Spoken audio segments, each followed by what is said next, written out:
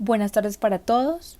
Mi nombre es Juana María Ruiz y junto con mis compañeras Valentina Peña y Jennifer Rodríguez vamos a exponerles acerca del Producto Interno Bruto. Nuestra exposición está dividida en 9 contenidos temáticos que vamos a ir desarrollando en la misma. Producto Interno Bruto. Es un indicador económico que refleja el valor monetario de todos los bienes y servicios finales producidos por un territorio en un determinado periodo de tiempo. Cuando revisamos el PIB desde el enfoque de la producción, es posible desagregarlo por ramas de actividad económica para analizar sus desempeños o aportes al crecimiento económico del país. Entre las agrupaciones más importantes de las actividades económicas tenemos la explotación de minas y canteras, las industrias manufactureras, la agricultura, ganadería, caza, silvicultura y pesca. Los datos del PIB se producen cada 3 meses y su crecimiento se puede analizar de manera trimestral o anual. En Colombia, la entidad encargada de calcularlo es el Departamento Administrativo Nacional de Estadística, conocido como DANE. PIB real y PIB nominal. Cuando hablamos del PIB nominal, hacemos referencia a que se usan los precios actuales, es decir, los precios corrientes. Pero cuando se usan los precios de un año base, es decir, los precios constantes, se conoce como PIB real. Este último es la mejor medida de la actividad económica que un país puede utilizar, ya que mide exclusivamente el cambio en la producción de bienes y servicios en la economía, es decir, deja a un lado el efecto de las variaciones de los precios. ¿Por qué es importante que crezca el PIB? En primer lugar, indica la competitividad de las empresas. Segundo, si el PIB crece por debajo de la inflación, esto significa que los aumentos salariales tenderán a ser menores que la misma. Y por último, un crecimiento del PIB representa mayores ingresos para el gobierno a través de impuestos. Métodos para calcular el PIB. La suma de la producción local sectorialmente es lo que se conoce como valor agregado bruto, a lo cual se le deben agregar los impuestos y restar las subvenciones sobre los productos para obtener el Producto Interno Bruto. En este caso tenemos nuestro primer método, que es el del valor agregado. Es la suma del valor agregado bruto que se genera en la producción de los bienes y servicios en un país en un determinado periodo de tiempo. Como podemos observar, el PIB va a ser igual al valor agregado bruto más la diferencia entre los impuestos y las subvenciones. Como segundo método tenemos el método del gasto. El PIB, visto desde el enfoque del gasto, es posible desagregarlo por las cuentas del consumo privado que se identifican con la letra C, el gasto del consumo público que se denotan con la letra G, la formación bruta de capital con la letra I y las exportaciones netas, que es la diferencia entre las exportaciones e importaciones. Desde este enfoque de gasto, también llamado como demanda agregada, se puede conocer el aporte desagregado del gasto de los agentes económicos a la actividad económica del país. Ahí podemos apreciar la fórmula y en esta se puede ver lo que es el ceteris paribus, porque cuando disminuye el consumo interno de un país se reduce el PIB, es decir, que siempre y cuando los demás se mantengan estables. Esto mismo ocurre cuando disminuye la inversión, el gasto público, las exportaciones. Como tercer método tenemos el del ingreso. Es equivalente a la suma de los ingresos que ganan los propietarios de los factores productivos, es decir, los de trabajo y capital durante un periodo de tiempo. Entonces tenemos la ecuación. El PIB va a ser igual a la remuneración de asalariados más el excedente de explotación, más la diferencia entre los impuestos y las subvenciones.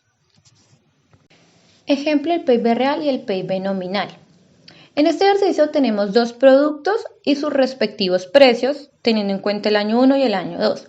Para hallar el PIB nominal, en el año 1 y en el año 2, multiplicamos lo que es el precio del producto por la cantidad del producto más el precio del otro producto por la cantidad del otro producto.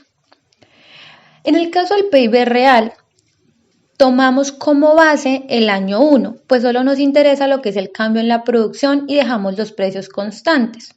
En el año 1 multiplicamos el precio del producto por la cantidad de ese producto más el precio del otro producto por la cantidad de ese producto. Al momento de hacer el del año 2, tomamos como base los precios del año 1. Es decir, para la limonada el precio sería $1 y para las empanadas el precio de $2 pero teniendo en cuenta la cantidad de limonadas del año 2. Es una mejor medida de crecimiento que el PIB nominal.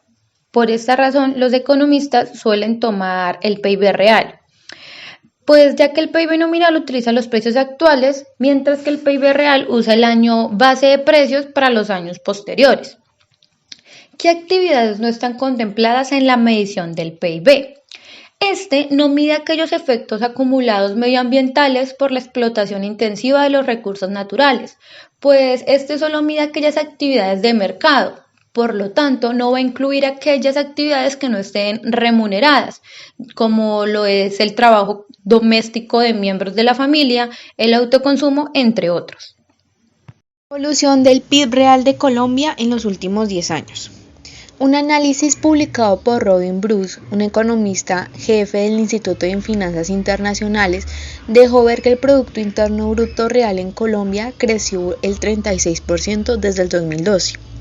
Solo el año pasado, el PIB en Colombia creció un 10.6% anual y de hecho, según pronósticos del Fondo Monetario Internacional, este año las cifras lograrían un 5.8%, superando las proyecciones de los países de España, China y Canadá. Se puede ver la gráfica del Instituto de Finanzas Internacionales, donde se compara a Colombia con Perú, Chile, México, Argentina y Brasil. Ya varios expertos han asegurado que uno de los riesgos del crecimiento global es la inflación. Las cifras del FMI apuntan que los índices del precio al consumidor en las 5 principales economías de Latinoamérica, entre ellas se encuentra Colombia. Es el más alto en los últimos 15 años tras los impactos de la pandemia y la crisis de Ucrania por la invasión a Rusia. Incidencias del PIB sobre el consumidor. El crecimiento económico es una cadena cíclica, es decir, que todo lo que producen las empresas, ya sean los bienes o servicios, el consumidor va a ser pues los colombianos, las personas que habitan el país. Esto representa más ingresos y mejor utilidad para las compañías, lo que se traduce en capacidad para contratar personal, que en otras palabras afectan a ese mismo consumidor dependiendo de cómo se comporte el PIB. Entonces se muestra que entre más empleo se genere, más capacidad de consumo tienen los hogares y de esta manera su mayor crecimiento del PIB se ve reflejado un mayor consumo, una mayor capacidad de adquisición de las personas. PIB en Colombia en el primer trimestre del 2022. El Producto Interno Bruto de Colombia en el primer trimestre ha crecido un 1% con respecto al trimestre anterior. Esta tasa es 15 décimas menor que la del cuarto trimestre del 2021, cuando fue del 2,5%. Las cifras del PIB en el primer trimestre del 2022 fue de 76.828 millones de euros, con lo que Colombia se sitúa como la economía número 30 en el ranking del PIB trimestral de los países que se han publicado. Las nuevas proyecciones económicas parecen esperanzadoras para Colombia. El país tendrá el mayor crecimiento de la región en el 2022, según el informe anual de las perspectivas de la Organización para la Cooperación y el Desarrollo Económico. Se prevé que el Producto Interno Bruto crezca un 6.1% en el 2022 y en el 2023 un 2.3%, muy por encima de países del continente como Argentina, Brasil, Chile. Acá les muestro pues las referencias y con esto finalizamos. Muchas gracias.